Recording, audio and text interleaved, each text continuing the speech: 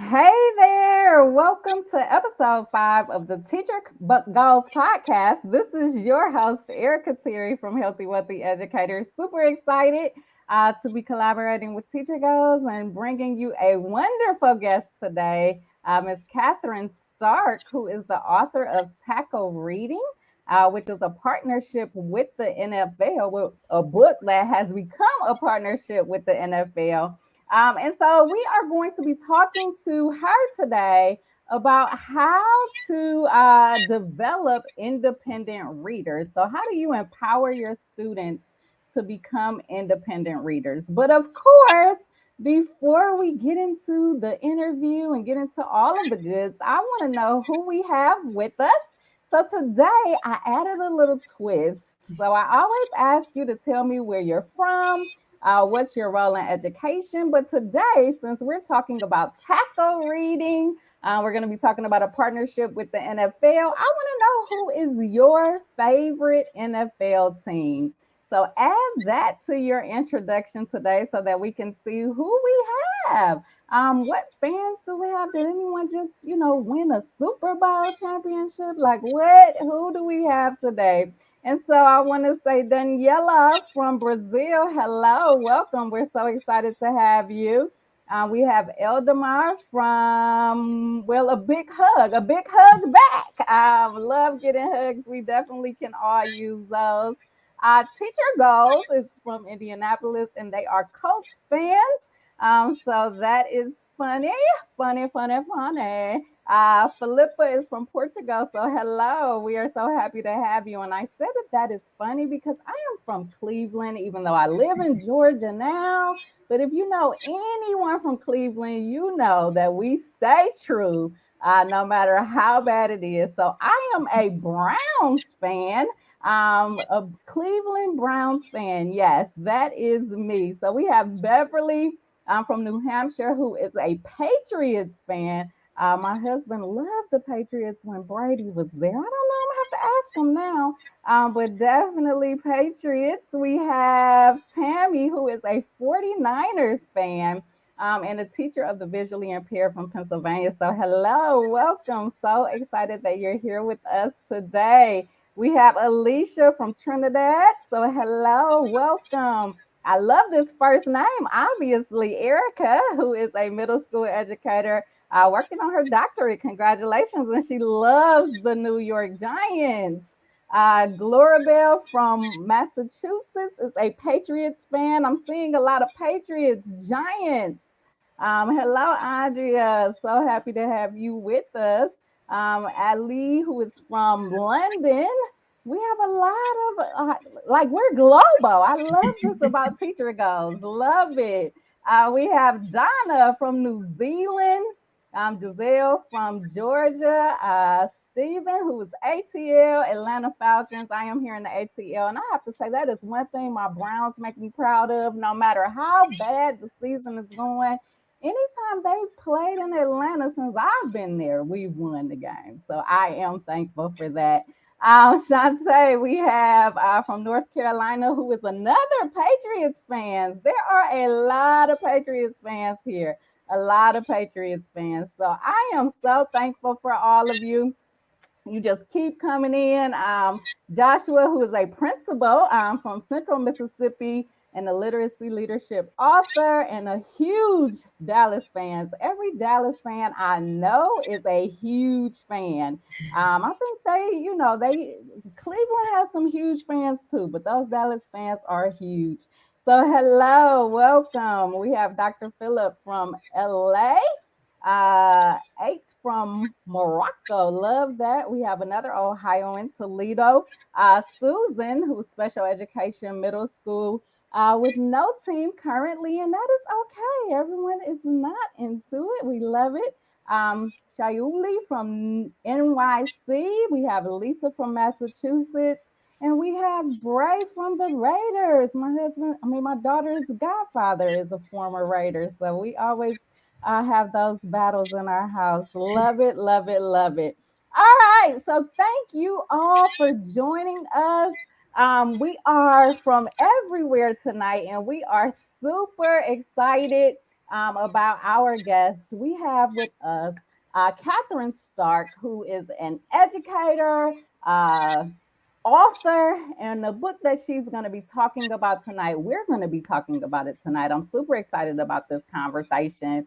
It's her book, Tackle Reading. And with Tackle Reading, not only does she provide literacy strategies for teachers and parents, all of us working together to help our students improve and get a love for literacy. But in addition to that, she has an NFL partnership that has been ongoing for several years. And so we're going to be talking about all of that tonight. And as always, if this is your first time with us, we have a Q&A that immediately follows the interview. So if you have any questions for Kathryn, go ahead and put them in the chat, and at the end of our interview, we will be answering those questions that you ask. So definitely put some questions in the task. And we have a giveaway tonight as well. That's what I wanted to make sure I say. So make sure you stay on to the end because you never know. You might be the lucky winner tonight. And so that is what I want to make sure I got across. So several things. Number one, as you're engaging and listening to the interview, if you have any questions, make sure you go ahead and put them in the chat.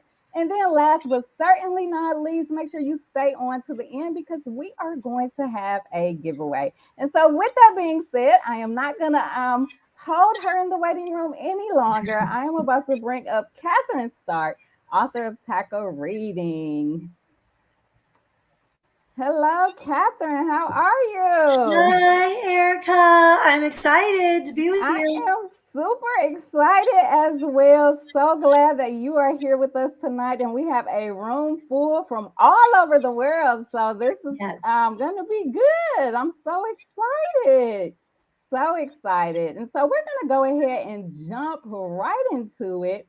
And I always start with the same question every single guest that we've had on here. We all want to know, like, who are you? Like, who are you? What's your story? What are you doing? What do you do? Well, I'm Kathryn Starke. I'm currently in Richmond, Virginia. Just got back from Los Angeles. Believe we had a Rams fan on here. We had fans all over the place, but we just did a literacy event in the Super Bowl city. When I am not choosing a favorite football team based on who participates in tackle reading, I do everything that has to involve with writing and reading and kids. I taught first grade, second grade, third grade. I was a K-5 reading specialist and a district literacy coach. I'm an adjunct professor. I'm an author. Honestly, I've been teaching children to read since I was a child myself. I was a 9-year-old that started a tutoring business for 5-year-olds in my neighborhood. Believe it or not, people were paying me $5 for a half hour when I was 9 to teach 5-year-olds their letters and rhyme. I'm doing the same thing today, just on a much larger level. I spend my days in elementary schools, consulting teachers, working side by side with teachers directly in classrooms. I absolutely feel like I have to be in schools and in classrooms to continue to know what our kids need and our teachers need. So, I mean, everything I do is reading and writing. So I appreciate the topic tonight and I look forward to it. Yes, absolutely. And so we have an elementary educator who has spent her entire life, basically since the age of 9, teaching students how to read. And so we are going to dive into the specific strategies that you teach. And you said you're in schools all of the time, you are working with teachers. And so let's dive into that work, a lot of which is shared in your book, Tackle Reading. So, first of all, before we even get into the strategy, someone who may have never heard of Tackle Reading until tonight, right now, tell us about like what is Tackle Reading and how does it differ from the other books that teach literacy skills out there? So, Tackle Reading was originally written with the help of 45 contributing writers. So, NFL athletes and fellow educators, fellow literacy leaders, and parents to really get kids excited about reading at home and at school. And it had just simple motivational stories, inspirational stories, lessons. But to me, while that was an excellent start, to really talk about reading and really increase motivation, I did take it one step further this year and released a touchdown in reading, an educator's guide to literacy instruction. And that is really a playbook of lessons and instructional practices to use to match all 5 pillars of reading, from early literacy skills to phonics to vocabulary and comprehension, all in one handbook to developmentally, appropriately reach children at their reading level. I mean, we know reading is developmental. We know now, before the pandemic, we had an issue with reading in America. And certainly since the pandemic, we have even more work to do. I especially find that with our lower level readers. So our K1 and 2 kids who haven't had real school, in a sense, in person for the past 14 months, 2 years, depending on where you live.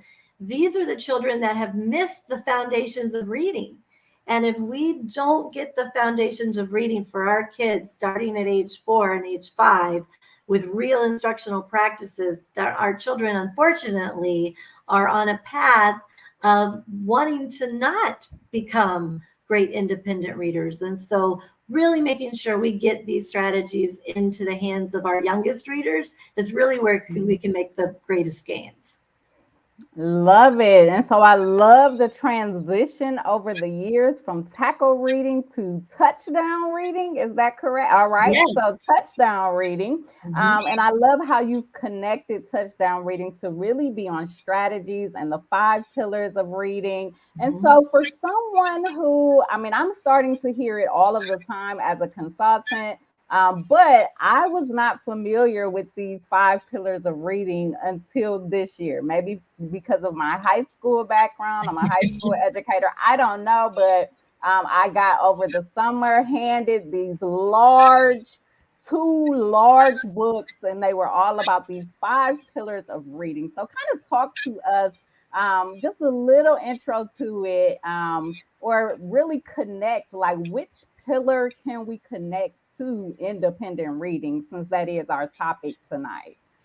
So it's interesting that you say like that. Recently, you've been given this information, and a lot of schools and districts and areas are also talking about the science of reading. Mm-hmm. And the science of reading is not new, in the sense that this research for teaching reading has been in existence and since at least the 70s. And the thing is, how do we put everything together to make a successful reader?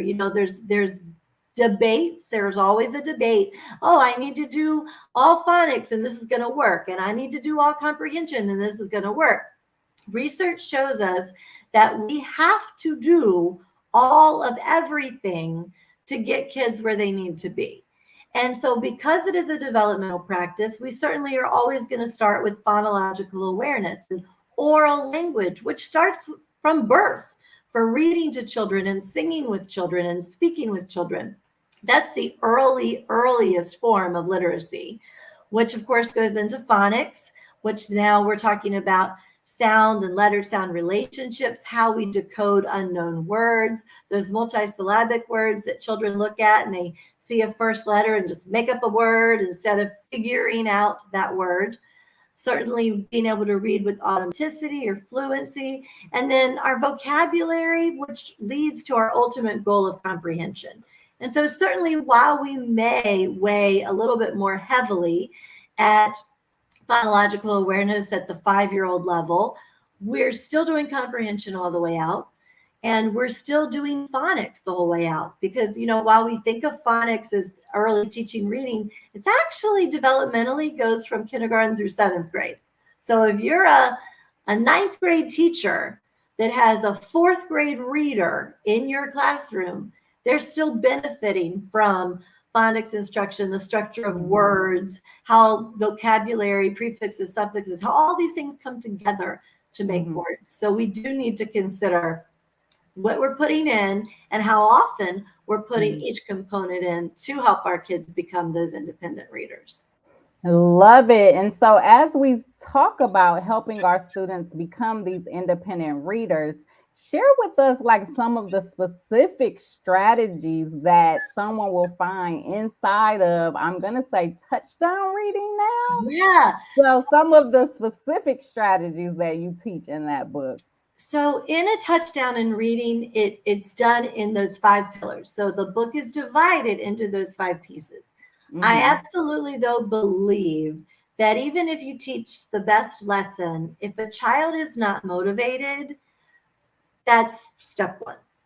So children are only going to be excited about reading if you're excited about reading.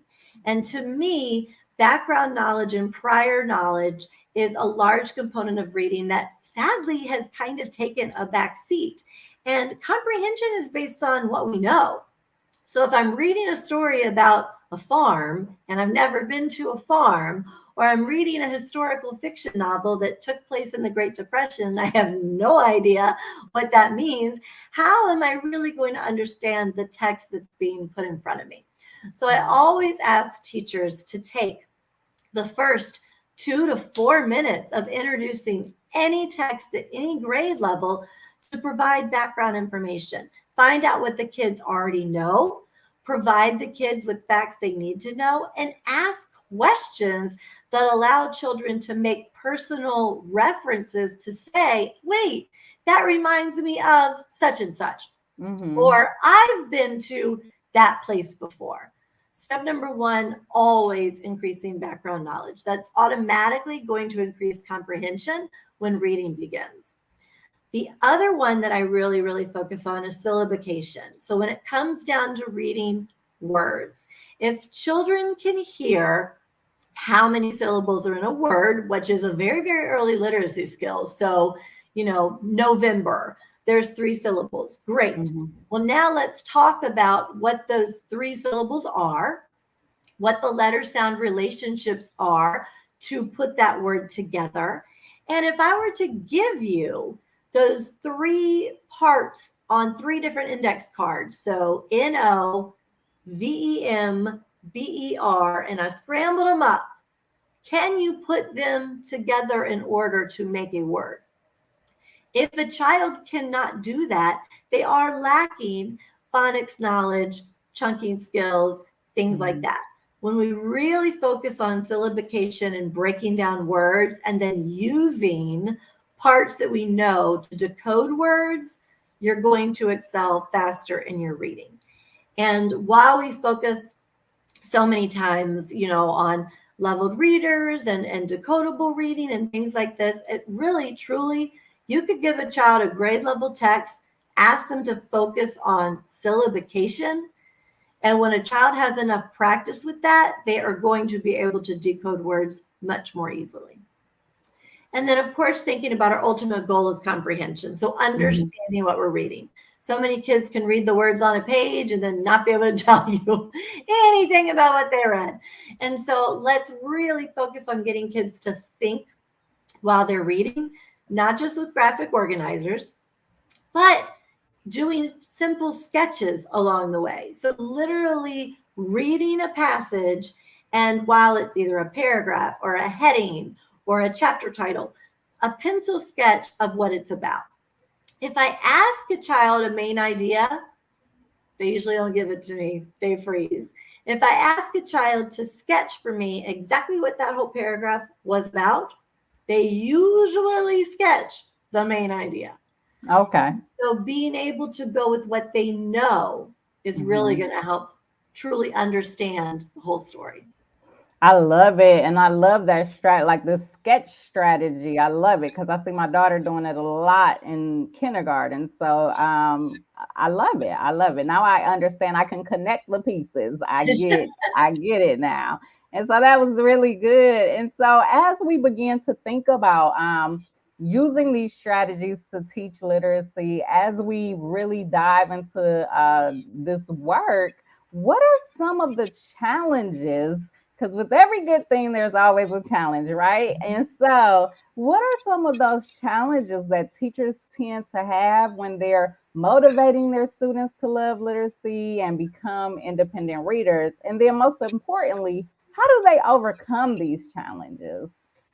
The biggest challenge I'm seeing right now is the vast difference of reading levels in one classroom. So I Mm, teach third grade, and I might have a child on every possible grade level or reading level that you can imagine. And mm-hmm, so, in my hour slated for guided reading or small group instruction, and some people don't even have that long. I mean, in addition to really dealing with our children and meeting all of their needs, do we have time to meet all of their needs? How do we make that happen? And so one of the things that we do is not only determine like where our children are developmentally, but our children can actually tell us what they need and don't need by simply reading to us. So asking a child to read to you and you determine what their strengths and challenges are, that's going to help me know exactly what to teach. Because if a child is struggling in vocabulary, that's mm-hmm, what I need to focus on. If a child is struggling with decoding words, that's what I need to focus on. The other thing we need to think about is how, while we're going to have so many children at different levels, we want to meet them developmentally with books that match their developmental needs and their interest. So I want to give kids a choice of a book that they're excited about that they can also read mm-hmm, successfully. And there's mm-hmm. so many times we talk about, oh, well, let kids choose and let kids be surrounded by books and let kids read on their level and let kids. No, you're not going to miraculously learn to read because books are surrounding you. And you're not going to miraculously learn to read because you got to choose your book. You have to successfully and strategically as a teacher pick Mm-hmm. a book that the kids will like, that's a topic that they enjoy, that also matches their needs in phonics, comprehension, those 5 pillars we alluded to earlier. Yes, these are some great tips. And I've been pulling up some comments. Everyone is loving them. So definitely keep those going. And so as we talk about or think through or think about your book, so Tackle Reading, I know had stories written by NFL players as Mhm. well as educators. Yeah. And so tell us about this partnership with the NFL. Like how did you get to work with the NFL from writing this book? And then what are you all doing every year from year to year? You know, it's so funny because I wrote the book and was so excited about it because the reasons we said. I mean, parents need help in helping their kids teach reading. Teachers need help in teaching reading. Honestly, reading is the most complex subject to teach. Honestly, with often the least amount of support. Mm-hmm. And I'm in so many schools around the country helping and consulting, and I want to be everywhere and I can't be everywhere. So I said I need to put everything into a book so that people can still use these resources. And then I thought, that's not enough. I want to bring the book to life. And so I had the opportunity to be a guest author with Washington. I live like an hour south of DC. So I had the opportunity to do a summer reading event with them when they came to Richmond for our summer training camp for their athletes. I was able to work with them and create summer reading programs that really focused on motivation of kids. You know, we Mm-hmm. can tell kids all day long, read for 20 minutes, read for 20 minutes. Okay. Then your favorite athlete tells you to read for 20 minutes, and all of a sudden it's like the golden rule, I'm going to do it. And so Yes. I found that if we can capitalize on that motivational piece, we can Mm-hmm. really make an impact. And so every March, to celebrate Read Across America Day, to celebrate National Reading Month, the NFL, now we have alumni, we have NFL Hall of Fame players, we have cheerleaders, we have coaches. I mean, you name it, part of the NFL family. They all donate their time and they go into schools now, both virtually and in person, to read to elementary school children. They share their personal life story about how reading is a life skill. No matter what you choose to do in life, reading is necessary. And even if you want to be a football player, you need to be able to read. And so we just continue to build upon and add upon this special event. And we really, really focus on promoting a love of literacy with a passion for football. Love, love, love it. And so when is it going to be this year? Like, what is the date or So date? Wednesday, March Okay. 2nd, Okay. 2022. And if you don't have an NFL person in your backyard, or if you don't have, a connection to call, we've used high school football players, college football players, coaches. We've used so many different athletes of all ages to get kids excited about reading. It still really provides the same great message, which is simply to love reading. Right. Love, love, love it. And I love that whole connection piece of, your favorite athlete tells you to read, and all of a sudden it's like, yes, I'm gonna read every day. So I could definitely see how that could be motivating. And so if people want to learn more about you, learn more about the Tackle Reading Day, where can they find you? So my name, Kathryn Starke, is me on Twitter and Instagram. We have the link to the Tackle Reading page on Instagram. You can always also use hashtag Tackle Reading, which will take you to the photos, the videos, the messages from previous participants. And of course, then you can see this year live on March 2nd, everyone that will be joining us on the team this year as well. Love it. And so I want to thank you so much for joining us for this episode of the Teacher Goals podcast. If you just happen to be listening from one of our podcast platforms and you are not with us live, just know each week we have a live Q&A that you can ask every guest any question that you have. And that Q&A starts right now. And so I'm going to go ahead and pull it up. Thank you so much, Kathryn, for joining us. And I'm going to start pulling up some questions. Okay. All right. And so I saw some coming in already. The first one I saw was from Erica Pittman, who said, how about teaching reading in the content areas, science, social studies, STEAM? What can teachers do to support comprehension and vocabulary with limited background knowledge? Great I question. love I love that question. And I actually love talking about content area literacy because so many of us in teaching, especially if we're at the secondary level, we're really quite focused on a particular topic. So, earth science, biology, government, whatever it might be. And we have to remember that those contents are nonfiction reading skills. And so when we think about the same concepts that we would use in reading, so main idea and, fact and opinion and understanding how to manipulate and analyze text, understand cause and effect relationships. If we think about using the same graphic organizer that we would in reading nonfiction with science and social studies and health articles, our children are then going to be able to better relate how reading is helping us in all subjects. I think sometimes we do things in isolation. It's like, oh, now I'm reading, put the book away. Now it's time for math, put that away. Now it's time for social studies. When in reality, you have to be able to read to do all of these things.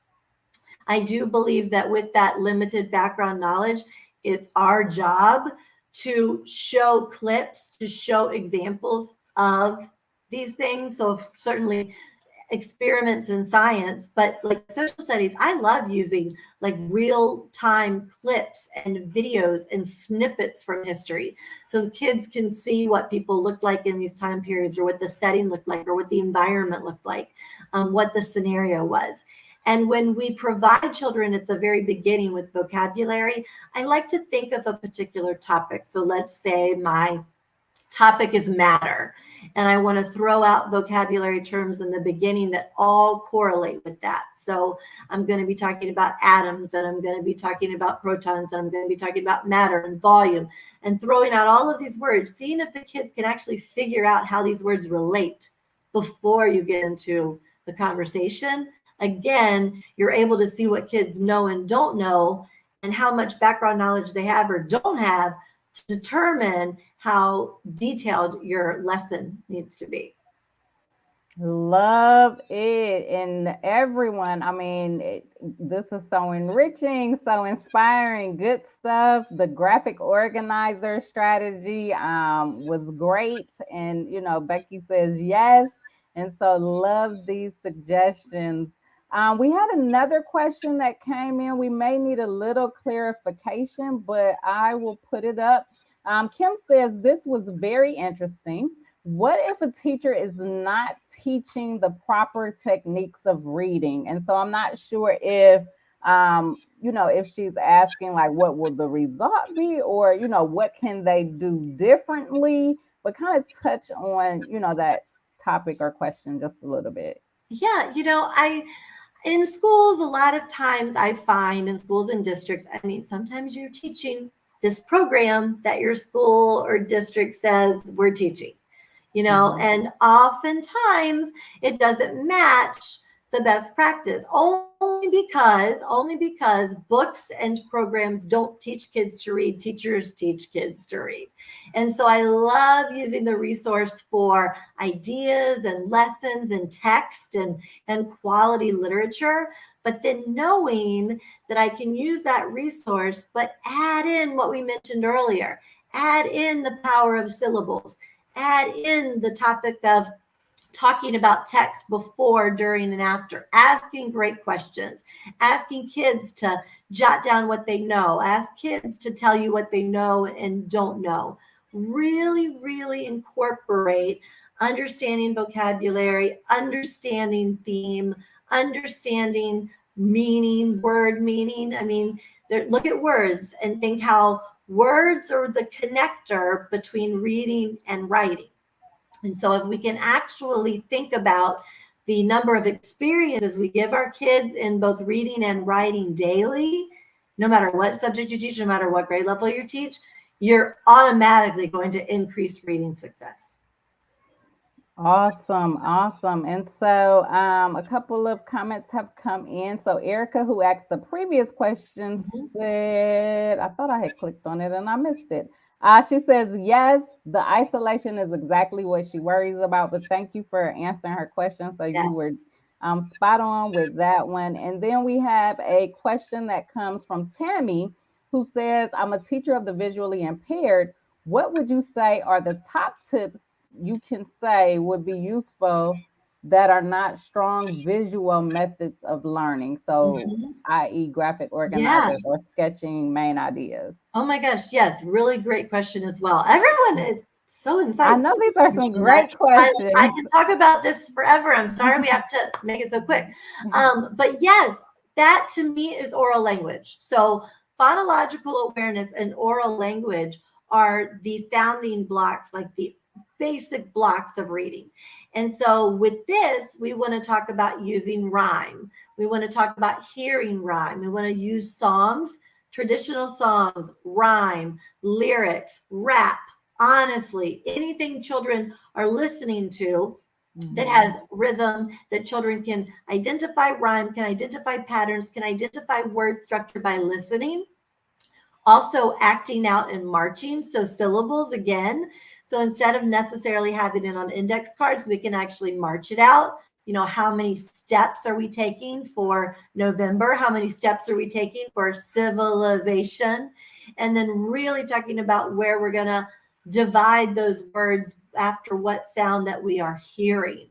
So we're taking the same concepts, but we're putting it more into action and movement, listening and speaking. Love it. Love it. So, Beverly, this question, I'm not sure if she's asking, is this still a good strategy to use? But she says, do teachers still use reading in small groups to each other? So, I think having students read to each other in small groups is this one of the recommended strategies that someone, should use to teach reading? Well, especially at, our stages where our children are in multiple different levels, I really like to consider my day as a whole group instruction of grade level text and then small groups on their interest and learning level.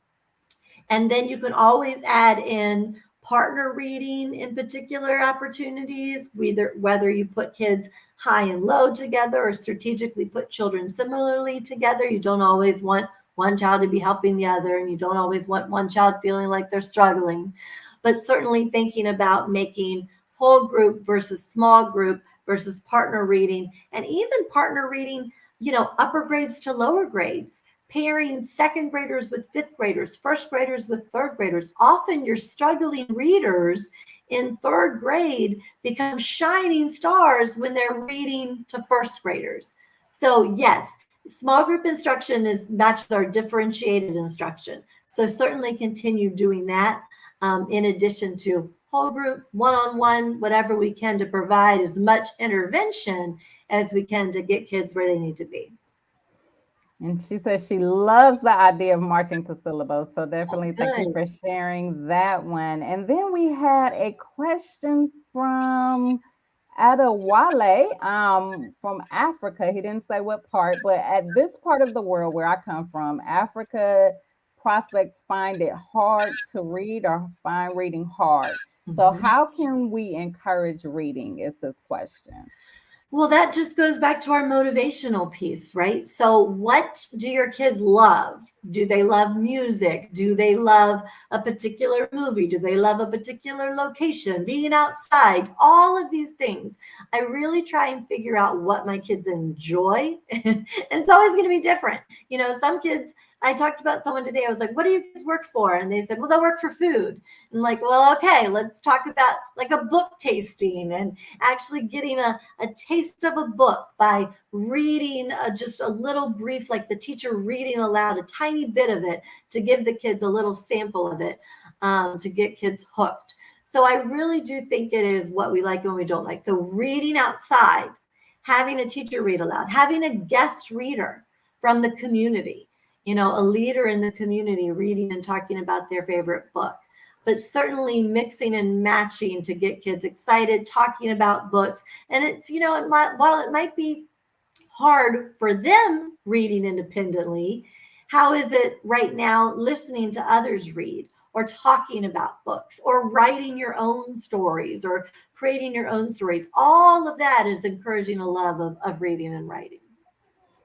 I love it. Love it. So we have Niji. I apologize if I'm mispronouncing that, but he says, thanks for the enriching exchange.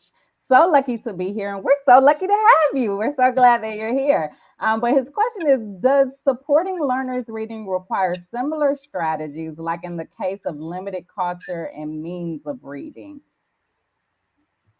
So, does supporting learners reading require similar strategies, like in the case of limited culture and means of reading? So if I'm understanding this question correctly, honestly, the best strategies that we provide for teaching reading are actually the ideal strategies for children that come from a variety of different backgrounds, different English language learners, different cultures, different background experiences, different, a lot of kids, some kids come from a house where there is no reading. Some kids come to school where they've been read to. So honestly, we have children at the age of 3 and 4 that already have their own reading journey that's very, very different. To think that we can have 3-year-olds that are behind in reading is so sad to think about, but it is totally based upon your background knowledge, your background experiences, your prior life experiences. But we also know that despite the circumstances or previous knowledge or experiences a child has had, when we implement the strategies that support motivation, word recognition, word meaning, and understanding of text, we are equaling the playing field for all of these children to be successful readers. Absolutely, absolutely. So we Adewale says thanks for the feedback. So he says thank you. And then one thing I love about our Teacher Goals community is that they always jump in with great strategies that they're using. So Oh, Becky good. says if she reads the first two chapters of a book aloud, it's like a cliffhanger, and they can't wait to find out what happens. So that connects with one of the earlier questions about reading aloud as a strategy. And Mhm. then Valerie also gave a good suggestion. She says teaching children to read expressively helped her students learn how to read like we talk. And so, Yes. as a public speech teacher, she taught her high school students to read in groups, phrasing with diacritical markings. One student who could not read went from remedial English to regular English after one semester in public speech class. And so I thought that was just amazing. And I believe it. Amazing. That's incredible. Yes. So thank you so much for sharing that, th- Valerie. So then we have Patrina who says, yes, lack of exposure to vocabulary and a vast assortment of text is what is holding some of her emerging kinder readers back. So, Mhm. any suggestions or any tips or strategies that could help her in that situation?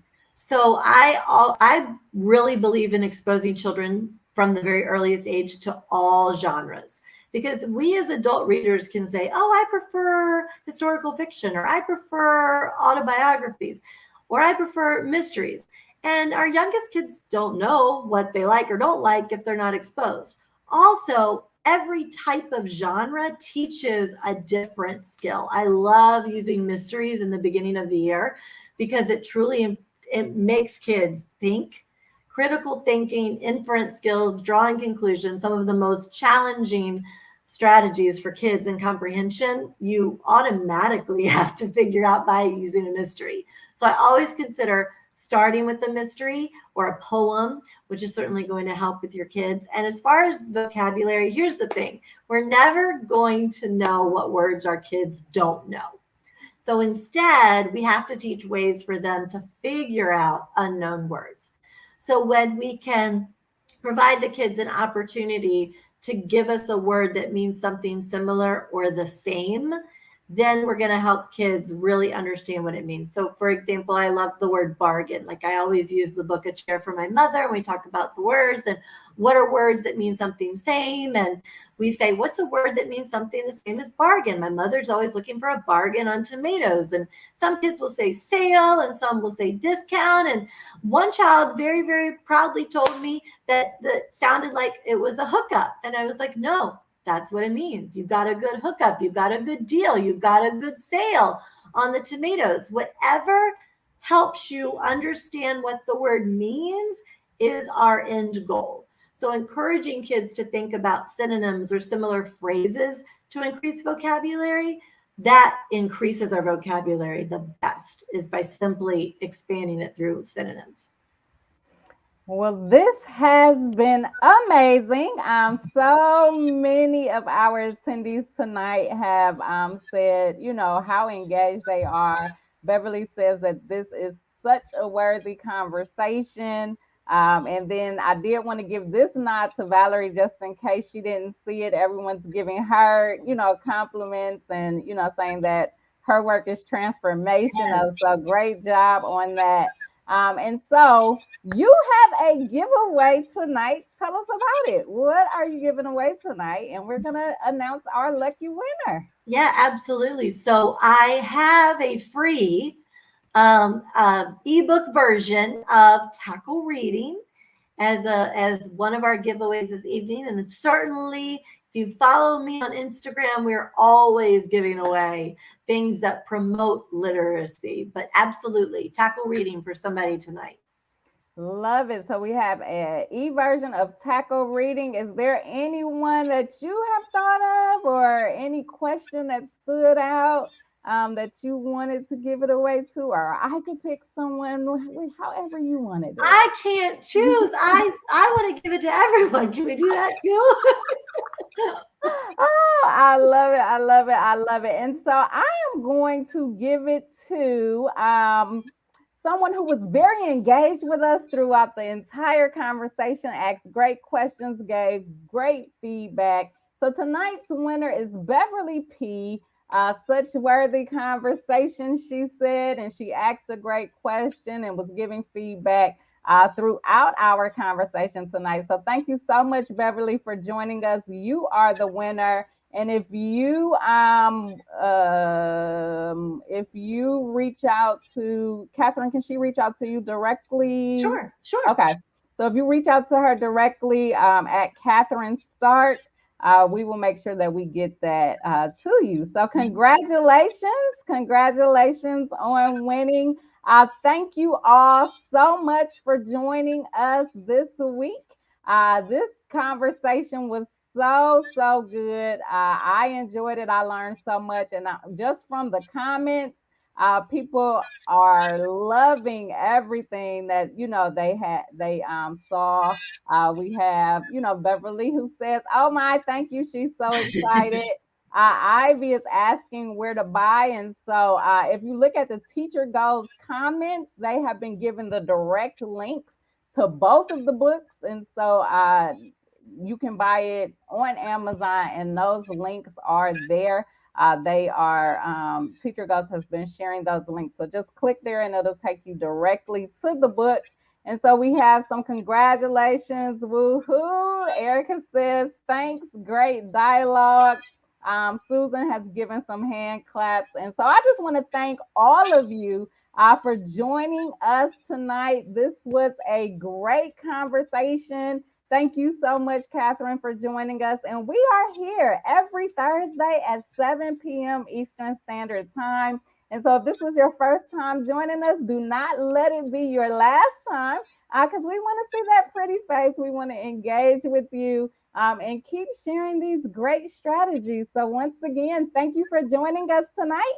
And we will see you back next week at 7 p.m. Eastern Standard Time. And before we go, I have one more announcement. If you have not already got your free ticket to the Teacher Goals virtual conference, I've been saying it for several weeks, but this date is so close now. It is going to be March 11th and 12th. So if you haven't gotten that ticket, what are you waiting for? Go ahead and get it right now at teachergoals.com /conference. It is a 2-day event. The entire event is absolutely free. You can attend the live event, which includes like over 30 presentations, keynote speakers. We have not one but two comedy shows. So each evening, Friday and Saturday, is a comedy show. And so it is going to be a ball, giveaways like no other. You are going to have a great time. And so if you have not already done so, make sure you get that free ticket at teachergoals.com /conference. And so that is it. That's everything that we have for you tonight. Kathryn, we got a couple more questions I see. So Kim says, what's Kathryn's last name? It is Stark. So I will make sure I put that up as well. Linda says, where are the links? So I'm not sure if you all are commenting, Teacher Goals commenting in LinkedIn, but they're looking for the links there. So definitely go to LinkedIn and add those links there. And then they'll also be on our website as well. But it is Kathryn Starke, and I think we have it up. Let me pull, if I take the banner off, I got so much going on at the same time. So I'm gonna hide that, and then I have to come back here and hide this one. There we go. So Kathryn, you can see how to spell it. Kathryn Starke right there. All right. Well, thank you all for joining us, and we will see you at the conference in a couple of weeks, but we will also see you back here next Thursday at 7 p.m. Eastern Standard Time. So thank you guys, and have a great night.